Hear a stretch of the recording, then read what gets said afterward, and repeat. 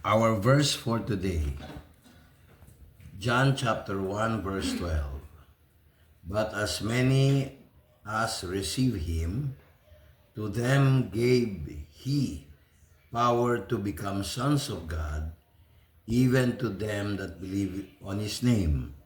Datapwat ang lahat ng sa kanya'y nagsitanggap ay pinagkalooban niya sila ng karapatan maging mga anak ng Diyos sa makatwid.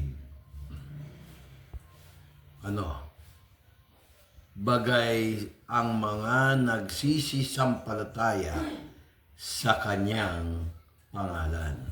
Mga kapatid, this is the truth. Hindi po lahat ng tao ay anak ng Diyos. Kailangan tanggapin natin si Jesus Christ. Yan po ay isa sa mga verses na kailangan maunawaan ng mga taong tumanggap kay Jesus. Bye-bye!